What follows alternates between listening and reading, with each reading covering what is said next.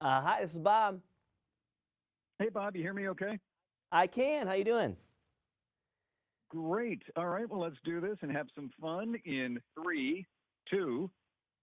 We are back on the big wake up call. I'm Ryan Gatenby, and time for my next guest, who, believe it or not, is joining our 10 Timers Club, his 10th appearance since he first joined us back in 2015. We are talking about the big game. We're talking about fun, and in particular, we are talking about food. And let's welcome back. Welcome back. We'll edit that for the podcast. Welcome back, Bob. Welcome back, Bob Guiney. Bob, good morning. How are you? I am great, Ryan. Thanks for having me. That's a tongue twister right there. Yeah, I'm glad we're editing that. So if you didn't hear that, you don't know what Bob and I are talking about. But it's good to have you back. How have you been? I've been really well. Thank you so much for having me, Ryan. I appreciate it. It's a big weekend ahead of us right now. It's pretty exciting. It would be more exciting if a certain Chicago team was in the big game, but maybe within the next 5 to 10 years, I don't know. But we can Yeah. still have some fun. This is going to be huge, and we mostly talk about food. The most important part of the game, is it the game? Is it the commercials? No, it's the food. It's always the food. Who be kidding, right? I mean, I think it probably goes food, commercials, then game. At least at my house, that's how it works. So, yeah, I Probably. think I think the food is key, and planning is key. I mean, you want to make sure you got, all the things dialed in and you're ready for all your guests. And if you're having a watch party at your house, which I will be, I'm trying to keep a couple trends in mind. And first, for my trends this year is an emphasis on pre-portioned dishes or food that you can grab quickly. And then the second is healthier choices. We've been pretty sedentary these last couple of years for the most part, and I think this is a year where we can really try to make some better choices and still have the food we want on game day, but try to do it in a healthier way. Okay, so what are you talking about when it comes to making better choices? Are you doing like some swap outs? No, yeah, basically, well, some swap outs and some great additions. So I love to do a big snack board, and for me, pistachios are always a great addition to any charcuterie or cheese board. You can sprinkle in-shell pistachios around as a great visual, or you can have some of the easy-to-eat no-shell flavors that are just amazing, and they really elevate your snack board. Another great way, like I'm a big burrata fan. I love to have like burrata that I can spread on a endive or on a baguette. And I love to do the wonderful pistachios burrata. So you simply put your burrata on a serving dish, top it with some mandarin zest, and then you sprinkle on some crushed pistachios on top. You serve that with a toasted baguette slices and endive, whatever veggies you like, and it's a really great starter, but it also can be something you can nosh on throughout the entire game. That sounds very good. I like that Yeah. idea. What do you do for a friend that comes over that has never seen or heard of endive? Yeah, well, you probably hand them a cracker. I mean, endive is, one of those things. It's a very acquired taste. I happen to love endive. And what I love about it is the structure, right? You got basically a little boat you can fill with some awesome snacks, or like in this case, like I was saying with the burrata, But endive is always going to be one of those things that people are going to be on either side of the fence of it. They're either going to love it, they're not going to like it. So I like to do a couple other options for them as well. When you do like a lettuce wrap with iceberg lettuce, it's like the lettuce is just a delivery vehicle for the food, but endive, I think it adds to it. It adds a nice flavor, nice texture to whatever you're doing. I couldn't agree with you more. I actually said that earlier to someone. I think, it has a specific flavor to it, which is really sophisticated. Tastes great. You add that burrata cheese to it. It kind of mellows it out a little bit. And then you have that pistachio flavor in there that really just sort of makes it pop. It's great. I mean, the snacks that we have, or the food that we have dialed in for you this week, are really spectacular.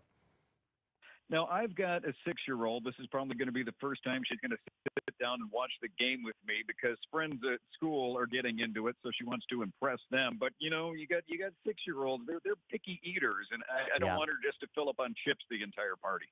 Exactly. We've got something for the kids too. I got a 3-year-old and a 6-month-old, and my 3-year-old kind of right along the lines with your 6-year-old is I don't want them to be piling chips down all day either. Sliders are a great fan favorite. They're great for the kids. They're great for grown-ups alike. I like to use a whole wheat slider roll, and I top it with a bright and creamy chili sauce using the wonderful pistachios no-shell chili roasted. And then you can have cucumber, cilantro, jalapeno, carrots, whatever toppings you like to have to go along with that on the slider.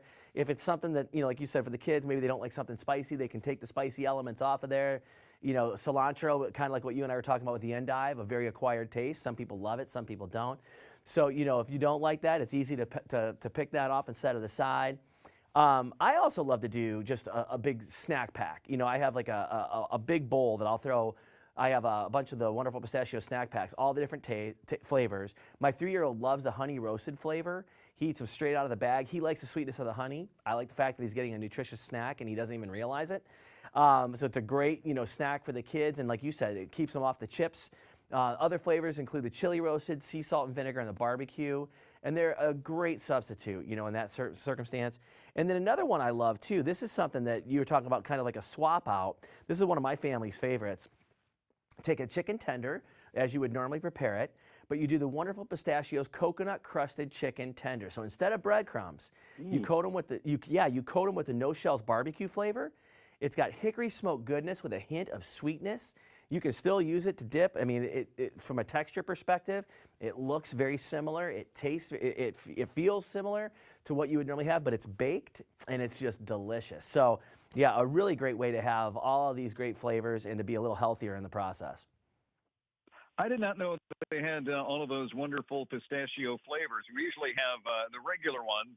It's always in the pantry, but it's fun to experiment with those kind of things, especially while using that for kind of a crust. That's a great idea. Yeah, and I will tell you this. So I actually, I hadn't sampled the chili roasted, and I had that the other day, and I literally, I found myself at the bottom of a bag real quickly.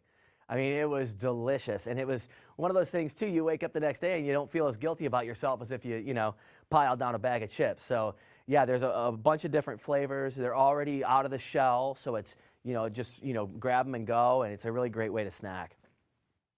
Well, and that's why it's good for, I think you mentioned it before, is pre-portioned amounts, because it's easy for something like that to demolish a bag. But if you just set aside, have one serving and realize what that is, then you're making a more sensible choice, but it's still delicious. Yeah, exactly. And the flavors are just on point. I mean, really delicious, really kind of take it to the next level.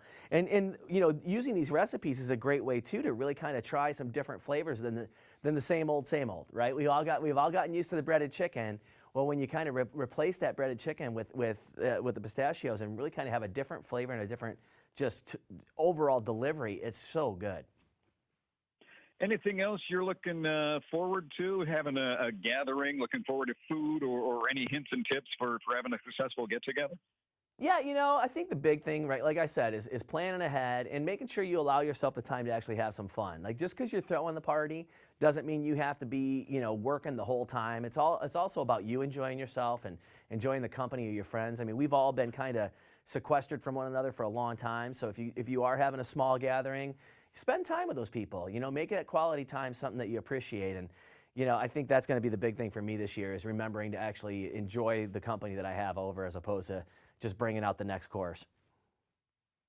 See, I have a friend from college, and I don't know why that he grew up around here, but somehow chose the Bulls as his NFL team. And I'm debating whether or not to invite him, because he will be the one guy screaming and cheering while we ignore it and are chatting and eating food.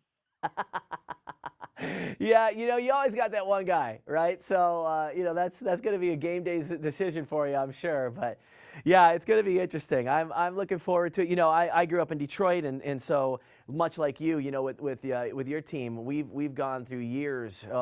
We've gone through a lot more years of rough downturns than you have. But I'm kind of excited for Matthew Stafford to be playing in the big game. I mean, 12 years, he has more playoff games this year than he does the last 12 years combined. So it'll be interesting to see what happens. But, with the Bengals, like you said, it's a team coming out of the Rust Belt with us, and hopefully they're going to do well. It's going to be an interesting day.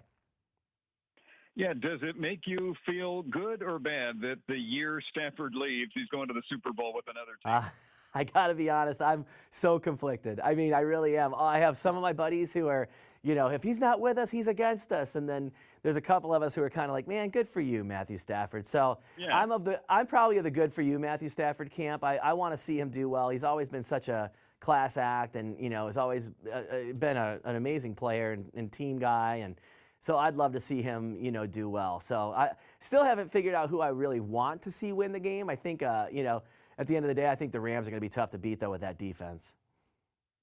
I usually go the team with the most ex-Bears is going to lose. So I'll have to do some research on that. Yeah, there you go. I mean, that'll be an interesting thing if it works out. You'll have to let me know. I'll start working it into my betting repertoire moving forward. So, Bob, where can we keep up with you and get more information?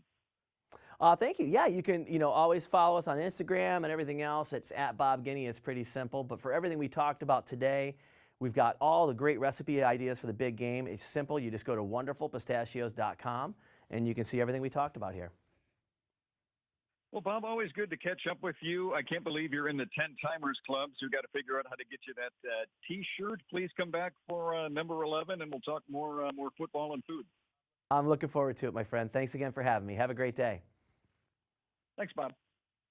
Bye-bye.